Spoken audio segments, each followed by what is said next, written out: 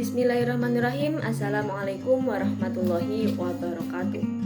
Perkenalkan, saya Siti Nurul Habibah dari Program Studi Ilmu Hukum Fakultas Syariah dan Hukum UIN Wali Songo Semarang dengan NIM 2002056009. Di sini saya akan mempresentasikan terkait bisnis kanvas untuk memenuhi tugas ujian akhir semester atau UAS mata kuliah kewirausahaan dengan dosen pengampu dosen Anis Fitriah SEI MSI.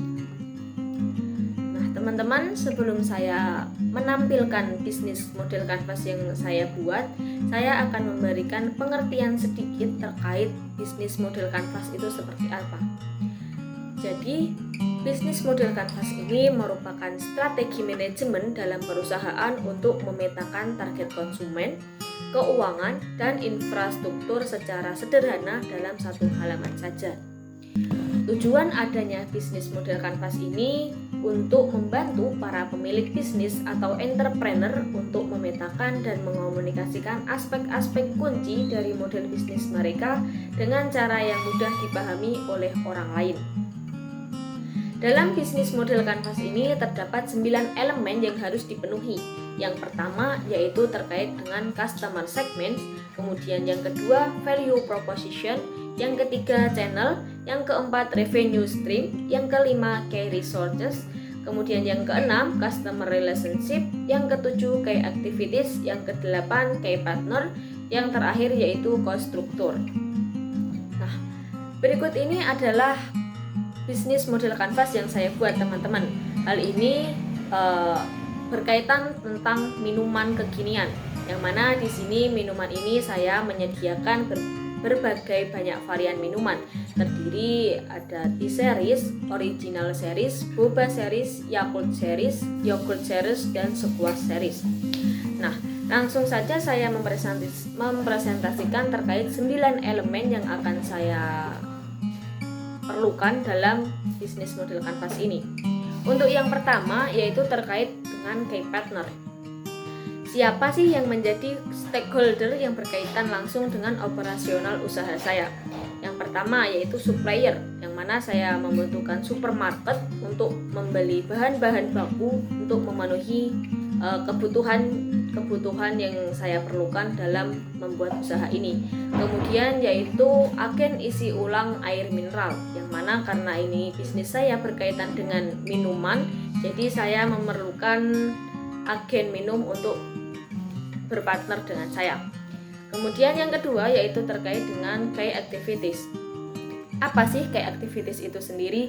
Key activities ini aktivitas yang dilakukan untuk mempertahankan dan menyampaikan value proposition. Di sini saya menuliskan bahwa yaitu pertama survei pasar mengenai selera konsumen, yang kedua proses produksi dan distribusi, kemudian yang terakhir pengelolaan keuangan. Kemudian yang ketiga yaitu value proposition, yang mana arti dari value proposition sendiri itu merupakan cara baru dalam memenuhi kebutuhan pelanggan. Dalam value proposition di sini saya menuliskan ada beberapa. Yang pertama yaitu layanan konsumen yang berkualitas, pembayarannya juga fleksibel, harganya terjangkau, dan banyak varian rasa. Kemudian yang keempat yaitu customer relationship, yang mana ini merupakan strategi yang dihasilkan dari konsep dasar bahwa hubungan antara pengusaha dan pembeli ini bukan hanya sekedar transaksi saja. Penting bagi pengusaha untuk memahami apa yang dirasakan dan diinginkan oleh pembeli atau pelanggan. Di sini dalam customer relationship saya menuliskan ada beberapa. Yang pertama yaitu mengadakan program diskon. Contohnya buy one get one, atau mungkin diskon 10% sampai 15% atau lain sebagainya.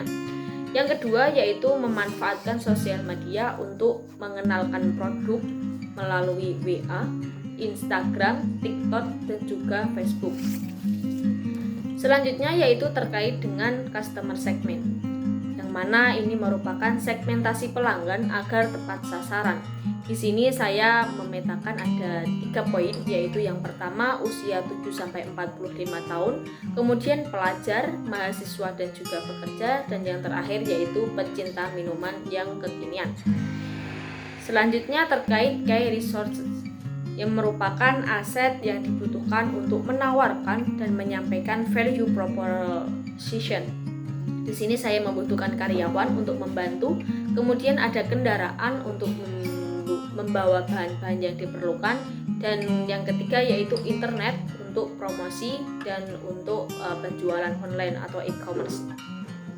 Selanjutnya yaitu terkait channel, yaitu merupakan perantara di mana pelanggan atau calon pelanggan mengenal, mencoba, mengevaluasi value proposition dari layanan atau produk dari pengusaha. Di sini saya menuliskan yaitu e-commerce. E-commerce di sini terdiri dari marketplace Facebook, kemudian Shopee Food, Grab Food, dan juga GoFood. Kemudian yang ke-8 yaitu cost structure, yang mana cost structure ini merupakan total keseluruhan biaya yang dikeluarkan untuk menunjang bisnis yang dilakukan. Di sini saya membutuhkan biaya sewa tempat, biaya produksi, biaya pemasaran, dan biaya gaji karyawan. Kemudian yang terakhir yaitu terkait revenue stream atau berbagai sumber pendapatan dari usaha. Di sini saya hanya mendapatkan dari hasil penjualan minuman kekinian saja. Nah, berikut tadi adalah 9 elemen dari bisnis model kanvas yang saya buat. Semoga ini bisa bermanfaat untuk kita semua. Cukup itu yang dapat saya sampaikan. Mohon maaf apabila ada kesalahan. Wabillahi taufiq wal hidayah. Wassalamualaikum warahmatullahi wabarakatuh.